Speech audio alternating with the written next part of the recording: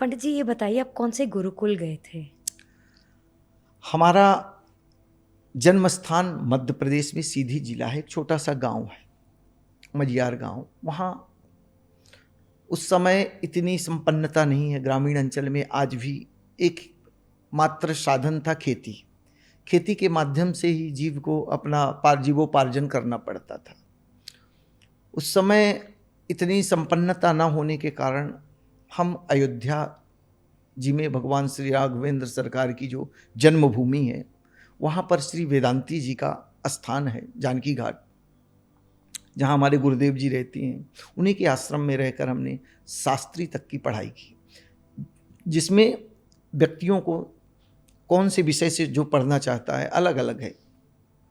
जैसे कोई ज्योतिष की पढ़ाई करता है, कोई व्याकरण करता है, कोई साहित्य करता है। उन विषयों को देकर के उसको एक शास्त्री की पदवी दी जाती है, जिसको हम कहते हैं ग्रेजुएशन। हिंदी भाषा में अगर जाएं तो शास्त्री जो होता है ग्रेजुएशन कहलाता है। तो कंप्लीट करने के लिए वो कोर्स होता है 9 साल का। 9 साल। आश्रम में रह करके 9 साल तक शिक्षा दी जाती है। फिर उसके ऊपर होती है आचार्य, 2 साल का आचार्य होता है। इसके बाद फिर लोग सब्जेक्ट पर कि विषयों पर पीएचडी करते हैं। पीएचडी करने के बाद अपने अपने मार्ग में चले जाते हैं प्रचार करने के लिए। तो वहाँ आश्रमों में आज भी गुरुकुल की परंपरा होती है। एक तो वहाँ स्वावलंबी जीव को बनाया जाता है। हर कार्य विद्यार्थी को ही करना पड़ता है। एक चूल्हा जलाने से लेकर के कैसे गेहूं के कंकड़ चुनने हैं, कैसे रोटियां बनानी हैं, तो सब विद्यार्थियों को कराया जाता है। कोई आया सबको भोजन परोसना इत्यादि। इसके अलावा भी विद्यालय समय से जाना, विद्यालय से आने के बाद सुबह और शाम भगवान की मंदिर रहता है, वहाँ पर आरती, संध्या वंदन इत्यादि क्रियाएं होती हैं। हर विद्यार्थी के जीवन में ये नियम लागू होता है। नित्य विद्यालय जाना, मंदिर जाना, सरयू जी स्नान करके आना। तो ये परंपरा अनादिकाल से चली आ रही है। आज भी गुरुकुलों में वो व्यवस्था नहीं हो पाती है।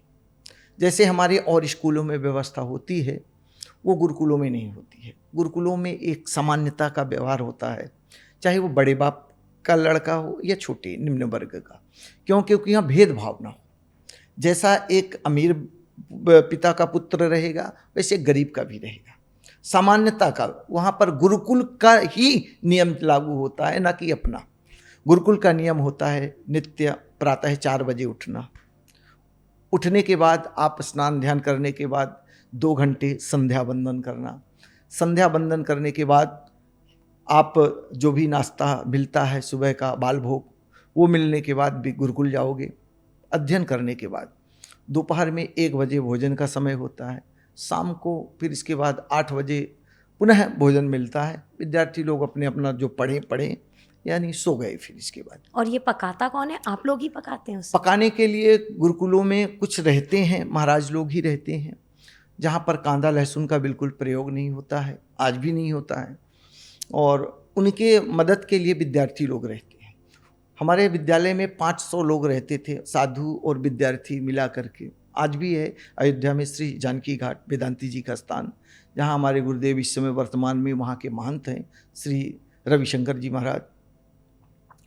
तो वहाँ के नियम होता है कि सबको सामान्यता जो भी आता है अतिथि देवो भव की भावना।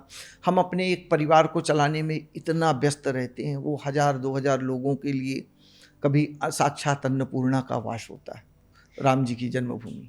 वहाँ आपको सिखाया क्या जाता है? मंत्रों का उच्चारण? अब वहाँ पर विद्यार्थियों को एक तो संस्कृत भाषा का पूर्ण ज्ञान प्रदान किया जाता है, व्याकरण के माध्यम से, साहित्य के माध्यम से। उसके साथ साथ विद्यार्थियों के लिए ये व्यवस्था होती है कि आप पढ़ तो लेकिन ब्राह्मण का धर्म है वो पूजा पाठ करे। 4 वर्णों की व्यवस्था जब ब्रह्मा जी ने की, ब्राह्मण क्षत्रिय शूद्र वैश्य, चारों को अपना अपना स्थान बांट दिया। कि ब्राह्मण को दिया कि तुम पूजा पाठ ज्ञान का प्रचार करो। फिर इसके बाद क्षत्रियों को कहा तुम देश की रक्षा करो। वैश्य के लिए व्यापार करो। शूद्र के लिए बोले आप इन सब के लिए व्यवस्था बनाओ, सेवक बन के रहो। तो ब्राह्मण का एक तो कर्तव्य है कि उसको पूजा पाठ धर्म क्रम में सदैव, और ब्राह्मण उसी को कहा गया, वस्त्र धारण करने वाले को नहीं। ब्रह्म जानात यस्य सह ब्राह्मण, जो ब्रह्म को जाने। वस्त्र और टीका लगा करके चल दी वो ब्राह्मण की, उसको संज्ञा हम नहीं दे सकते। उसको गायत्री मंत्र का ज्ञान दिया जाता है। और आज भी ब्राह्मणों को जब गायत्री मंत्र यज्ञोपवीत संस्कार होता है तो ब्राह्मणों को 5 घर से भिक्षा मंगवाई जाती है, अन्य घरों से। ओह, चाहे कितना भी अमीर होगा, वो 5 घर से जाकर के भिक्षा मांग के आता है, फिर वो भिक्षा को लाकर अपने माँ के चरणों में डालता है। यानी वो सिखाते हैं कि तुमको अगर कभी परिस्थिति अपने धर्म से विचलित नहीं होना, यदि भिक्षा भी मांगनी पड़े तो आप 5 घर से भिक्षा मांग करके अपना जीवन यापन कर लेना, लेकिन धर्म के विरुद्ध कार्य नहीं करना, सनातन की रक्षा करना, संस्कृति की रक्षा करना, ये ब्राह्मणों को पहले शिक्षा दी जाती है।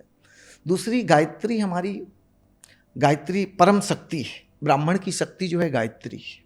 ओह, आज तो समाज में लोग मोबाइलों में रिंगट्यून गायत्री, गायत्री महामंत्र है, इसको गोपनीय रखा गया है। घर में लाउड बजाना नहीं चाहिए, इसीलिए गायत्री मंत्र रुद्राष्टाध्यायी में एक जगह आता है, 8वें अध्याय में गायत्री मंत्र। तो वहाँ पर रुद्राभिषेक करते समय ब्राह्मण गुप्त रूप से वो मंत्र बोलते, उच्चारण नहीं करते। उसमें स्पष्ट कहा गया है कि मुख से बाहर उसको मंत्र का उच्चारण नहीं होना चाहिए। और हम गायत्री मंत्र रिंगटोन में भी बजाते हैं, सुबह गायत्री मंत्र घर में भी लगा देते हैं। बच्चा आया किसी के घर मिलने जाओ, तो महाराज जी हमारा बेटे को गायत्री मंत्र आता है, आप सुनिए ना, सुनिए ना। वो बच्चा बिना नहाए धोए ही गायत्री मंत्र सुनाने लगता है। उनको ये पता नहीं है कि ये मंत्र बोलने से आपका नुकसान कितना हो रहा है। तो कुछ महामंत्र हैं, गायत्री मंत्र है, महामृत्युंजय मंत्र है, इसको पवित्रता से और मन ही मन उच्चारण करके मुख से बाहर नहीं निकलना चाहिए। ये मंत्रों की शक्तियाँ, इसीलिए गोपनीयम गोपनीयम गोपनीयम प्रयत्नतः इनको गुप्त रखो, ये महामंत्र है। तो आज भी वो परंपरा आश्रमों में चल रही है, गायत्री मंत्र का जप। और ब्राह्मण को तो मैं तो कहूँगा हर ब्राह्मण को नित्य, और करे चाहे ना करे, संध्या वंदन और गायत्री अवश्य करना चाहिए। गायत्री जपने से होता क्या है, आज ब्राह्मण को हर कोई दान करता है। दान इसलिए करता है कि थोड़ा हमारा जो धन है शुद्ध हो जाए। हमारा किस भाव से हमने धन को एकत्रित किया है, अधर्म के मार्ग से या धर्म के मार्ग से, तो उसको दान दशांश करने से वो बाकी का धन शुद्ध हो जाए। पर वो सोच करके देता है कि हमारा ये दुख कष्ट निकल जाए, तो उस 10% धन को पचाने के लिए कोई न शक्ति ब्राह्मणों के अंदर होनी चाहिए।